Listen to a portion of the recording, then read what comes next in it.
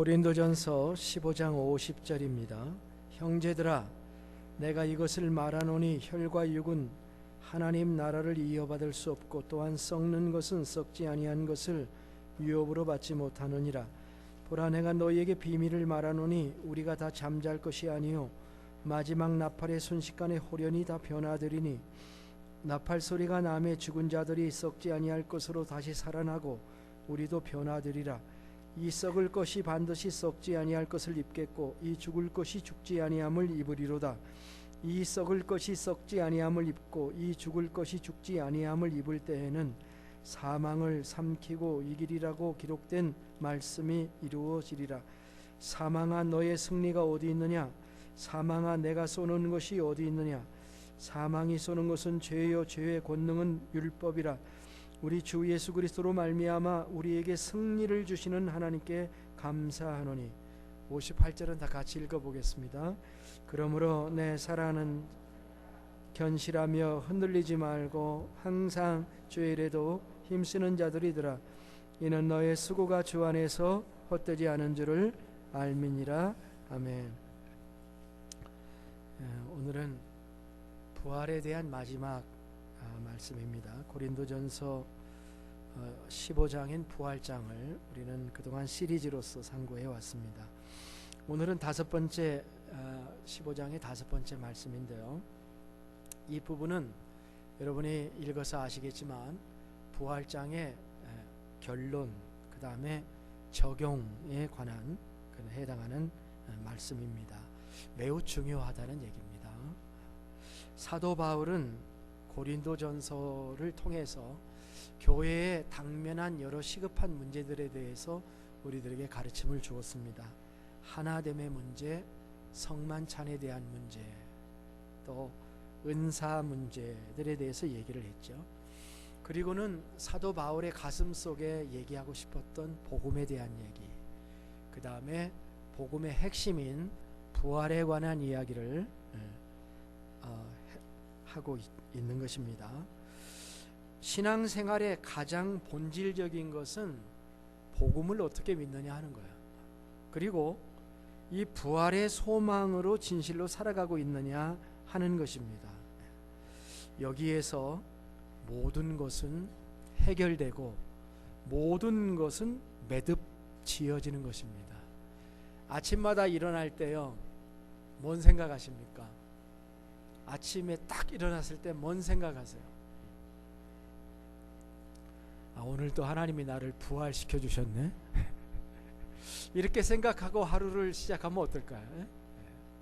그렇죠?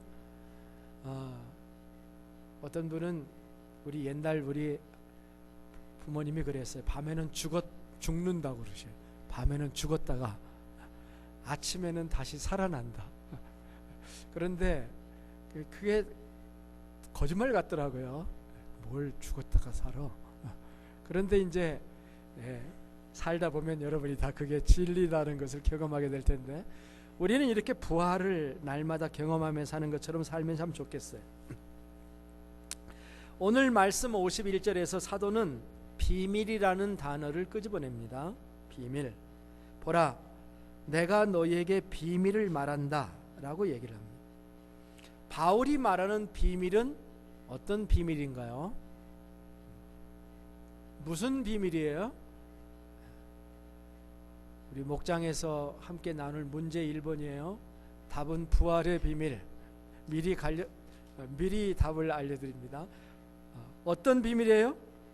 부활의 비밀이죠. 부활의 비밀. 오늘 말씀은 이 부활의 비밀을 가진 자의 특권과 부활의 비밀을 가진 자의 삶은 어떻게 될 것인가 라고 하는 것이 오늘 말씀의 내용입니다. 첫 번째 우리가 생각할 것은 우리는 부활의 비밀을 가진 사람들이다 라고 하는 거예요. 따라서 해볼까요? 우리는 비밀을 가진 사람들이다. 다른 비밀 아니고요. 비밀을 갖고 있으면요, 전화만 와도 가슴이 끔찍해요. 그런 비밀 말고요. 우리는 부활의 비밀을 가진 사람들입니다.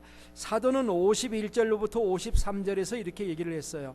보라, 내가 너희에게 비밀을 말하노니 우리가 다 잠잘 것이 아니요 마지막 나팔의 순식간에 호련히 다 변화되리니 나팔 소리가 나매 죽은 자들이 썩지 아니할 것으로 다시 살아나고 우리도 변화하리라. 이 썩을 것이 반드시 썩지 아니할 것을 입겠고 이 죽을 것이 죽지 아니함을 입으리로다. 이렇게 이야기를 했어요. 사도는 썩을 것이 썩지 아니함을 입고 죽을 것이 죽지 아니함을 입는 이 부활의 비밀에 대해서 이야기를 하고 있는 것입니다. 그것은 마지막 나팔 소리가 들려올 때에 순식간에 일어나는 비밀스러운 일이 될 것이라고 이야기를 하고 있는 것입니다. 비밀이라고 하는 말은 감추었다가 전에는 감추어졌던 건데 지금은 이렇게 드러나 있는, 지금은 예수 그리스도의 부활로 계시된 비밀이다. 그렇게 얘기를 하고 있는 것입니다. 이것이 비밀이라고 하는 것은 불신자들에게는 이것이 감추어진 것이라는 말입니다. 이 비밀은 믿는 사람들에게는 공개된 비밀이지만 믿지 않는 자에게는 감추어준 비밀이 되는 비밀이라는 말씀을 하고 있는 겁니다. 예수님도 비밀이라는 말을 가끔 쓰셨습니다. 하나님의 나라의 비밀이라는 말을 쓰시기도 하셨고 천국 비밀이라는 말을 쓰기도 하셨고요. 사도 바울은 좀 더 많은 비밀이라는 용어를 쓰는데요. 그리스도의 비밀, 교회의 비밀, 복음의 비밀, 경건의 비밀과 같은 말을 하므로 신앙생활은 일종의 비밀에 대한 지식이다라고 하는 것을 주장하고 있습니다. 예, 그렇습니다. 우리도요, 나름대로 자기 신앙생활의 비밀이 있어야 할 것입니다. 디모데전서 3장 8절로부터 9절에 보면은 사도 바울이 디모데에게 이런 얘기를 합니다. 집사에 관한 얘기인데요. 이와 같이 집사들도 일구이연하지 아니하고 술에 인박히지 아니하고 더러운 일을 탐하지 아니하고 깨끗한 양심에 믿음의 비밀을 가진 자라야 할지니라. 그렇게 말해요. 믿음의 비밀이 있어요. 사도 베드로도 우리에게 권면한 것이 그겁니다. 그리스도인들이 고난 가운데서 사는데 1세기 그리스도인들은 우리보다 훨씬 더 힘든 고난 가운데서 살았습니다. 고난 속에서도 그렇게 살면서도 기죽지 않고 사는 비결이 있다는 거예요. 베드로전서 3장 13절부터 16절을 보면은 이렇게 말했습니다. 너희가 열심으로 선을 행하면 누가 너희를 해하리요. 그러나 의를 위하여 고난을 받으면 복 있는 자니 그들이 두려워하는 것을 두려워하지 말며 근심하지 말고 너희 마음에 그리스도를 주로 삼아 거룩하게 하고 너희 속에 있는 소망에 관한 이유를 묻는 자에게는 대답할 것을 항상 준비하되 온유와 두려움으로 하고 선한 양심을 가지라. 이는 그리스도 안에 있는 너희의 선행을 욕하는 자들로 그 비방하는 일에 부끄러움을 당하게 하려 함이라. 이렇게 말했습니다. 그리스도인들이 고난을 이겨낼 수 있는 이유가 어디에 있냐면 소망에 있다. 그렇게 얘기해요.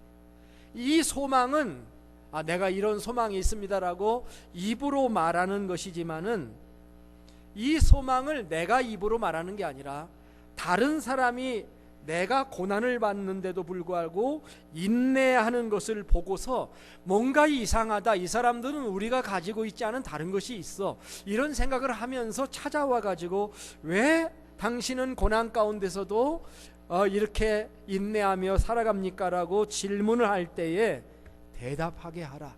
너희가 가진 소망에 대해서 대답하게 하라는 베드로의 권면은 참 놀랍습니다. 놀라워요. 부활신앙이 입으로 그래 부활한다는 신앙이 아니라 생활 속에서 얼마나 깊이 들어가 있는가 하는 것에 대해서 이야기를 해주는 것입니다. 부활의 비밀을 여러분도 가지고 계십니까? 우리 모두 부활의 소망을 바라다 보면서 이 소망이 우리의 삶의 비밀로 작용하기를 주님의 이름으로 축복합니다. 그렇게 될 수 있다면 우리는 세상을 이길 수가 있는 것입니다. 두 번째 생각할 것은 오늘 말씀에서 부활의 비밀을 가진 사람은 사망의 두려움을 깨트린 사람이다 라고 하는 것입니다. 부활 신앙을 가지고 있다는 것은 죽음에 대한 공포를 해결했다는 것입니다. 이것이 부활 신앙의 유익함이에요. 우리는 어떠하십니까? 여러분, 죽음이 두렵습니까? 안 두렵습니까? 제가 이제 설교를 이렇게 하니까 대답을 두렵지 않습니다라고 대답할 수밖에 없잖아요, 그렇죠? 그런데 실제로 어떻습니까? 죽음이 두렵습니까? 아직도 죽는 것이 큰일입니까? 목사님, 오늘 제가 큰일 날 뻔했어요. 뭔 일인데요? 죽을 뻔했어요. 아직도 죽음이 큰일입니까? 우리에게는 죽음을 넘어서는 사생관이 있어요. 우리는 죽음을 오버컴하는 생사관이 있는 사람들. 오늘 54절로부터 57절을 읽어보니까 이렇게 되어 있어요.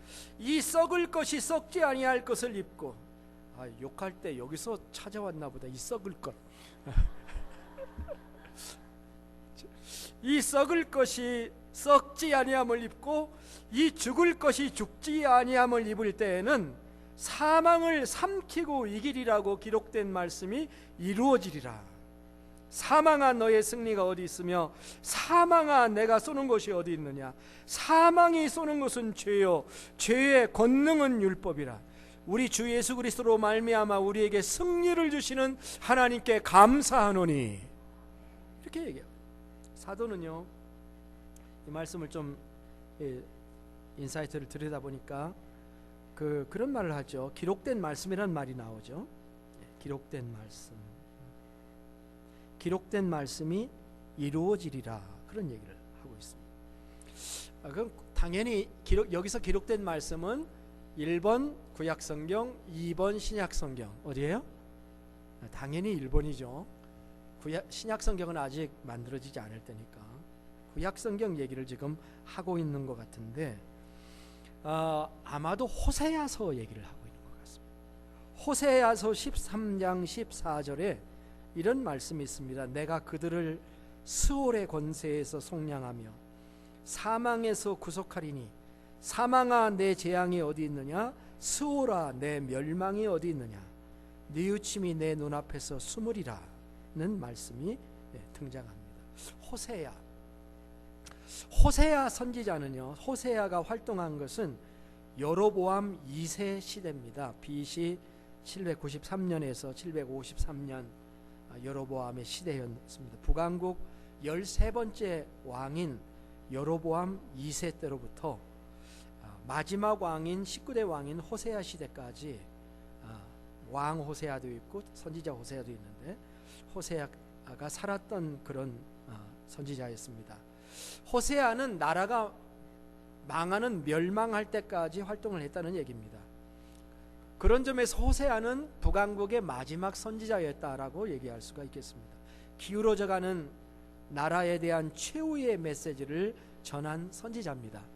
호세아의 메시지가 망하는 나라를 되살리지는 못했습니다. 실패했습니다. 그러나 호세아는 미래를 예언합니다. 미래에 자기 민족을 구원하신 하나님의 계획을 전하는 데는 성공합니다.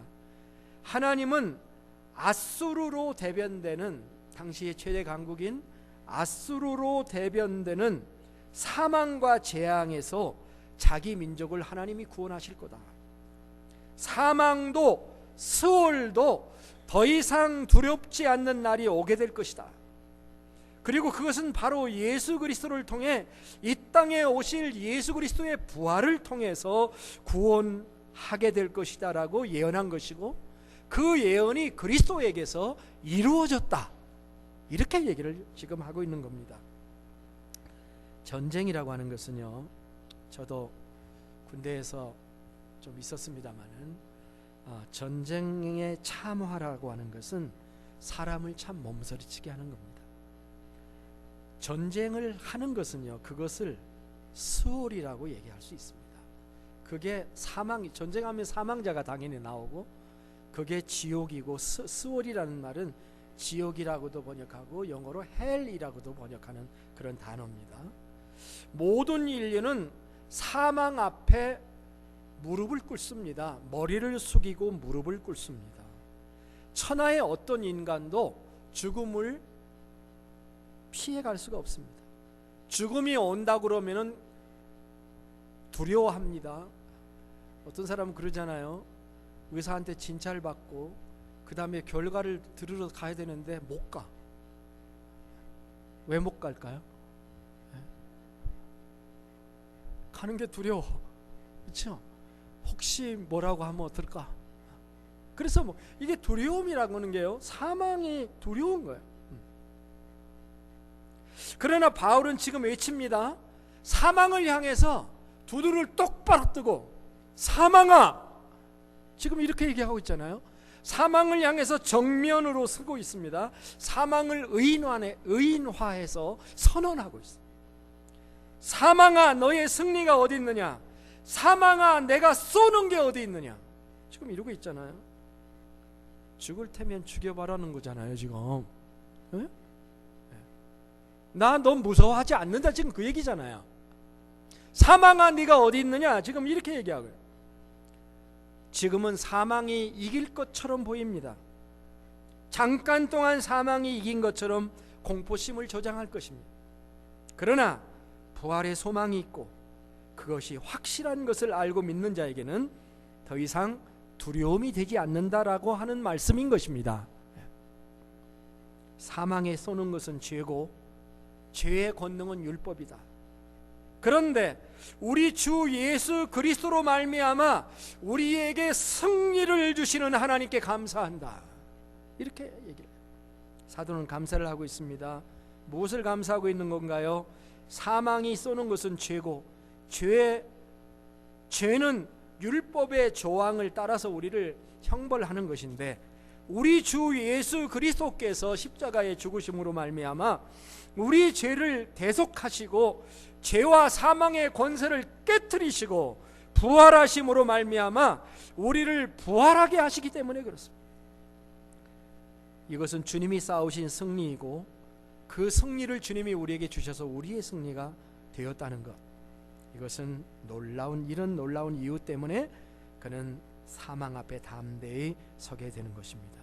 그리고 하나님께 감사하는 거예요. 여러분, 죽음이 오게 될 때 덜덜덜 떨지 마십시오. 우리 다 한번 주님이 우리 생전에 오시지 않으면 우리도 가게 될 텐데, 그때 마지막 말씀을 한번 해보세요. 그러면 이 말 하면 어떨까요? 이 말, 어떤 말? 사망아, 이 말. 왜? 우리는 부활할 것이기 때문에. 이런 고백이 우리 모두의 확신이 되고 고백이 되시기를 주의 이름으로 축복합니다. 여러분이 제 장례식을 할지 내가 여러분 장례식을 할지 모르겠지만 어쨌든 우리는 죽음을 두려워하지 맙시다. 하나님의 나라에 들어가는 것을 감사하면서 기쁨으로 할렐루야 찬송하면서 갈 수 있는 하나님의 백성들이 되시기를 축복합니다. 자, 이제 마지막 58절로 우리가 가야 되겠는데요, 이런 부활의 비밀을 우리는 가진 자라고 그랬습니다. 이거 안 믿는 사람에게는 여전히 딴소리예요. 그렇지만 우리에게는 비밀입니다. 신비로운 우리 미래에 일어날 비밀이고, 이 비밀을 가지게 되기 때문에 죽음을 두려워하지 않는다. 그러면 죽음을 두려워하지 않는다는 것만 가지고 살면 되냐? 그거보다 더 있다는 거죠. 죽음을 두려워하지 않고 사는 것도 좋지만 우리가 주님이 부르시는 그날까지 어떻게 살 것이냐라고 하는 것이 중요합니다. 자, 오늘 말씀에는 이제 마지막 구절에 오게 됐는데요, 같이 한번 읽어봤잖아요. 제일 먼저 나오는 말이 뭐예요? 그러므로였잖아요. 그러므로. 우리는 그러므로를 잘 봐야 됩니다. 결론이 중요해요. 30분 얘기했는데 결론이 어떤 건지를 듣는 게 중요한 거죠. 그러므로 내 사랑하는 형제들아, 견실하며 흔들리지 말고 항상 주의 일에 더욱 힘쓰는 자들이더라. 이는 너의 수고가 주 안에서 헛되지 않은 줄을 알미라. 참 간결하면서도 강력한 결론입니다.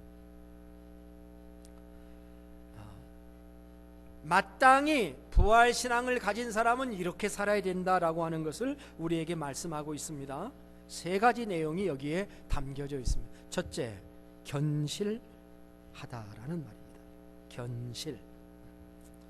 잘 쓰지 않는 그 용어예요. 견실. 건실이 아니고 견실이에요. 하는 일이나 생각, 태도 따위가 믿음직스럽고 굳고 착실하다, 뭐 이런 말이라고 사전에 나와 있습니다. 사실 우리가 하는 일이나 생각이나 태도나 이런 것들이 참 견실했으면 참 좋겠죠, 그죠? 우리 모두가 다 원하는 바죠. 예? 여러분 견실하게 원하죠? 예. 근데 그렇게 되려면 어떻게 됩니까? 부활신앙을 가져야 된다 하는 거죠. 부활신앙을 가지면 이렇게 되어질 가능성이 있다는 말씀하는 거죠. 부활 자체만 믿는 게 아니라 부활하여 예수님과 같은 몸으로 변화한다는 것, 부활하여 신령한 몸을 우리가 입고 영생에 들어간다는 것을 확실히 믿게 되면 우리가 견실하게 된다라고 하는 거예요. 영어로 때로는 보는 게 더 나은데 영어로는 stand firm이라고 그렇게 번역을 했습니다. stand firm, 확고하게 선다라고. 확고하게 선다.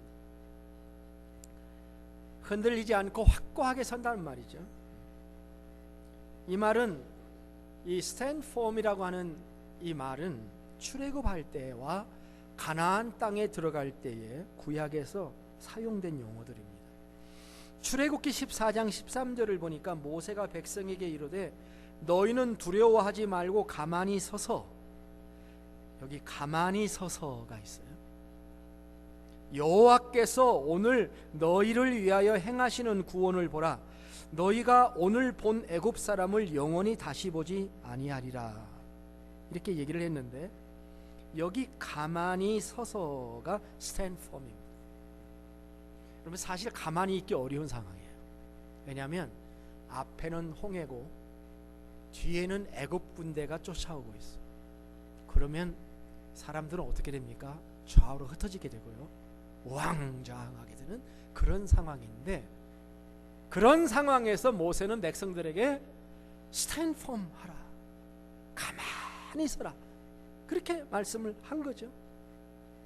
또 여호수아가 3장 17절에서 이스라엘 백성이 기적적으로 요단강을 건너갈 때에 이렇게 말했습니다. 여호와의 언약궤를 맨 제사장들은 요단 가운데 마른 땅에 굳게 섰고 그 모든 백성이 요단을 건너가기를 마칠 때까지 모든 이스라엘은 그 마른 땅으로 건너갔더라. 이렇게 말씀하고 있습니다. 제사장들이 언약궤를 메고 굳게 서 있는 것을 stand firm이라고 그렇게 얘기를 하고 있습니다. 우리는 부활의 기초 위에 우리의 신앙을 세워야 됩니다. 그렇게 세울 때 우리는 견실하게 됩니다. 그리고 확고하게 서 있게 되는 것입니다. 홍해와 요단강과 같은 시련과 위기와 우리의 도전이 우리 앞에 있다 할지라도 우리는 견실하게 설 수 있는 것, 이것이 하나님의 축복인 줄로 믿습니다. 두 번째는 흔들리지 않는다라는 것입니다. 흔들리지 않는다. 인간의 특성 중에 하나가요, 흔들림이에요. 바람에 날리는 갈대와 같은 이라는 말은 여성만을 표현한 게 아닙니다. 남자들은 더 잘 흔들리더라고요. 남자들도 잘 흔들려요. 남자들은 뭐 갈 때가 아니라 뭐 올 때라고 뭐 누가 농담을 하기도 합니다만은 남자들도 흔들려요. 시편 62편 3절을 보니까 다윗은 이런 글을 썼어요. 넘어지는 담과 흔들리는 울타리 같은 사람을 죽이려고 너희가 일제히 박격하기를 언제까지 하려느냐. 개역판으로 읽었습니다. 다윗의 인간 규정, 사람을 규정한 게 재밌잖아요. 흔들리는 뭐라고요? 울타리가 아니고 담. 이게 헷갈려. 저도 흔들리는 담, 아니 벌써 헷갈렸어요. 넘어지는 담과 흔들리는 울타리. 사람을 그렇게 표현해요. 잘 넘어진다는 거예요. 넘어지는 담과 울타리는 흔들린다고. 흔들리지만 안 넘어지는 것을 뜻하는 거예요. 둘 다 넘어지는 것을 뜻하는 거예요, 사실은. 그래서 이것을 사람이라 이렇게 얘기를 했습니다. 나는 아니야. 그렇게 생각하십니까? 우리 모든 인간은 똑같은 것 같아요. 사실 견실하여 스탠폼 하는 거하고 흔들리지 않는다는 것은 사실 동전의 양면과 같은 거예요. 그죠? 두 개를 같은 다른 표현입니다. 우리를 흔들거리게 하는 게 누구일까요? 우리를 흔드는 게 누구일까요? 시편 62편 지금 제가 인용했잖아요. 사람입니다. 사람. 그죠? 사람이 흔들리는 이런 넘어지는 담과 흔들리는 울타리 같은 사람을 죽이려고 박격을 하는 것도 사람이에요. 근데 그렇게 표현되어 있습니다. 62편 4절에 보면은 그들이 그의 높은 자리에서 떨어뜨리기만 하고 거짓을 즐겨하니 입으로는 축복이요 속으로는 저주로다. 우리가 이런 사람을 만나면 내 삶이 심히 동요하게 되는 것입니다. 그러나 그는 이러한 상황 속에서 하나님만 바라보고 이기고 있어요. 그래서 4절 5절을 거쳐서 6절에서 뭐라고 얘기를 하냐면 나의 영혼아 잠잠히 하나님만 바라라. 무릇 나의 소망이 그로부터 나오는도다. 그렇게 고백을 하고 있습니다. 다윗에게 견실함과 흔들리지 않는 믿음을 주신 분이 하나님이시고 그 하나님만이 유일한 소망이 되었던 것처럼 우리에게 견고함과 흔들리지 않는 안전함의 근거가 되는 것은 부활신앙인 것입니다. 예수 그리스도의 부활과 우리의 부활인 부활의 신앙입니다. 여러분 흔들리지 마세요. 사람 때문에, 환경 때문에 흔들리지 마세요.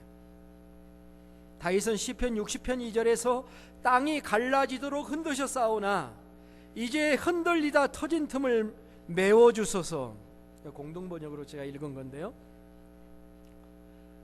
마치 하나님께서 흔드시는 분으로 또 묘사가 되어 있어요. 하나님도 우리가 정신 안 차리면 가끔 흔들기도 하시죠. 이렇게 흔드셨지만은 이제 흔들리다가 터진 틈을 하나님 메꿔 주시옵소서라고 기도를 했어요.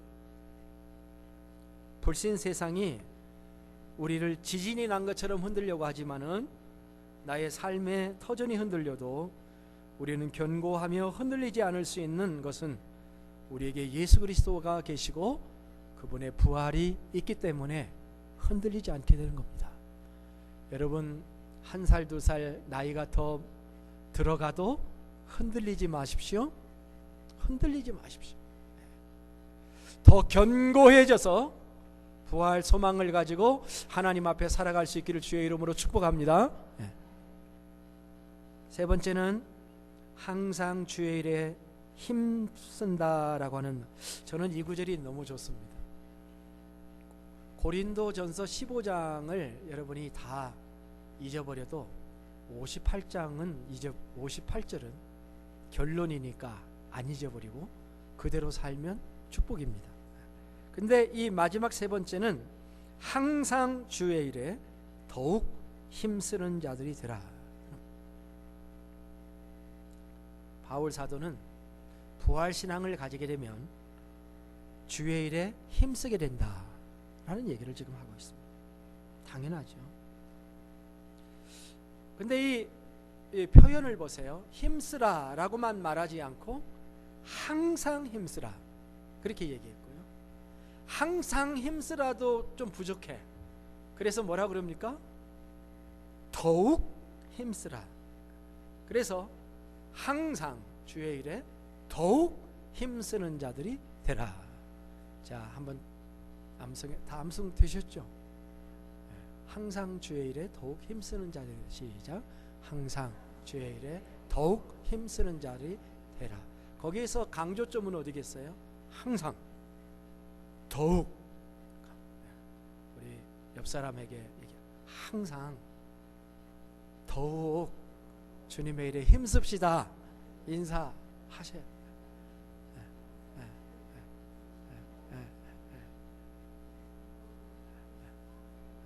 그죠? 힘은 쓰는데 똑같은 페이스로 힘쓰지 말고 페이스를 높여라는 거예요. 일의 강도를 높이라는 거예요.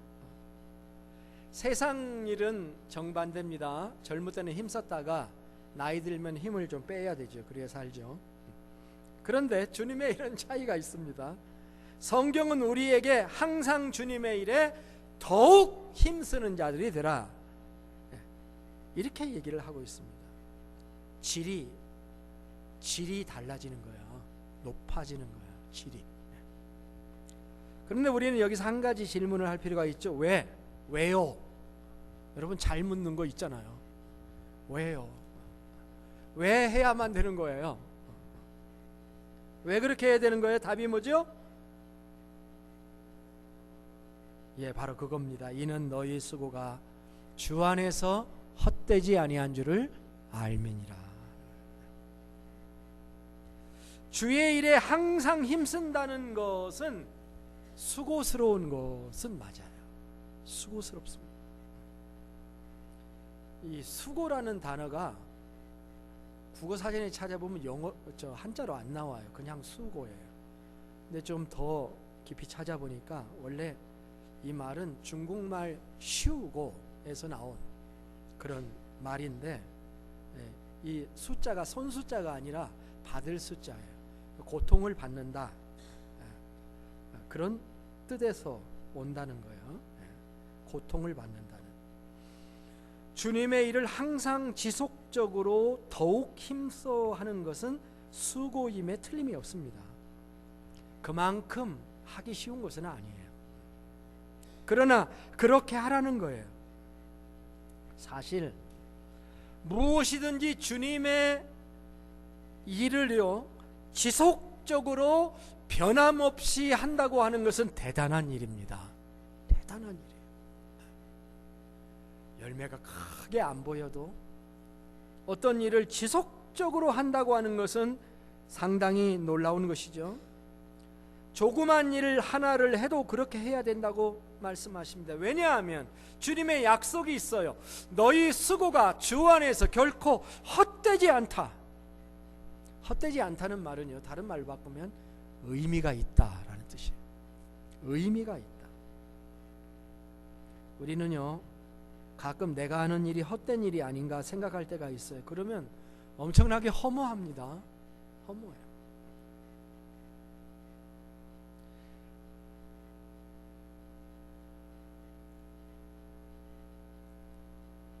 주님은 의미가 있다. 너의 수고가 결코 헛되지 않을 것이다.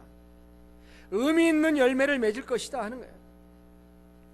이 말은 상급을 의미하는 말이라는 것을 우리가 잘 알고 있습니다. 또한. 그러나 상급 이전에 우리가 하는 일이 의미가 있다면 우리는 그 일을 하면서 이미 보상을 받고 있는 거예요. 예수님의 달란트 비유에서 5달란트 받은 사람이나 2달란트 받은 사람에게 이런 칭찬을 하셨어요. 착하고 충성된 종아, 내가 적은 일에 충성하였으며. 우리는 큰 일을 충성하려고 하죠. 그러나 하나님의 눈에는 다 적은 일이죠. 적은 일에 충성하였으며 내가 많은 것을 내게 맡기리니 내 주인의 즐거움에 참여할지는. 우리 주님, 그러면 이제 그 다음 질문은 뭐냐면 항상 주의 일에 힘쓰라고 그랬는데 주의 일이 도대체 뭐냐 하는 질문을 할 수가 있어요. 주의 일이 다른 게 아니죠. 주님이 하신 일이죠. 주님은 이 땅에 살면서 여러 가지 일을 하셨습니다. 제자들을 가르치기도 하셨고, 세상 사람들에게 복음을 전하기도 하시고, 약자들과 병자들을 고쳐주기도, 치료하시는 일도 하셨습니다. 이것을 예수님의 3대 사역이라고 그러죠.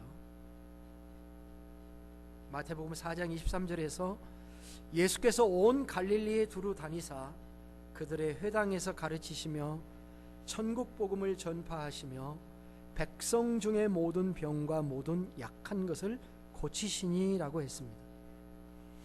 예수님이 하신 다른 일은 또 무엇입니까? 자기 몸을 많은 사람의 대성물로 주시는 일이에요. 십자가를 지신 일이죠. 또 예수님은 어떤 일을 하셨습니까? 교회를 세우는 일을 하셨습니다. 예수님은 베드로에게 내가 내 교회를 세울 거다, I'll build my church 라고 말씀하셨어요. 자, 우리는 예수님처럼 3대 미니스트리를 내가 다 할 수 있는 것도 아니고, 예수님처럼 십자가에 죽을 수 있는 것도 아니고, 예수님처럼 교회를 세울 수 있는 사람도 아니에요. 그러나 예수님이 관심을 가졌던 일에 동참할 수는 있습니다.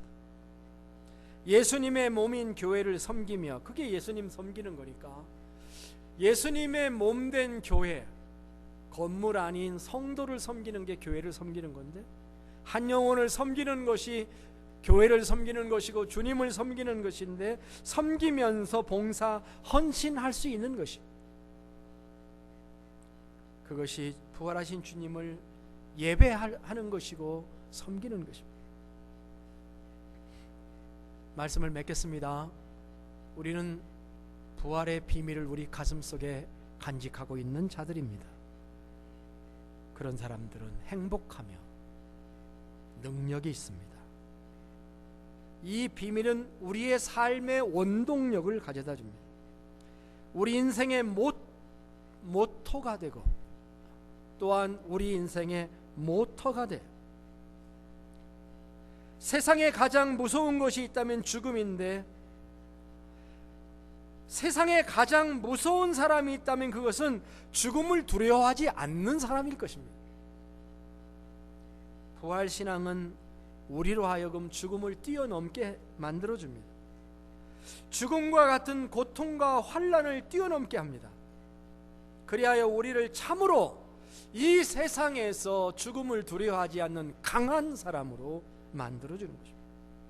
그리고 그 힘으로 항상 주의 일에 더욱 힘쓰는 자들이 되게 하는 것입니다.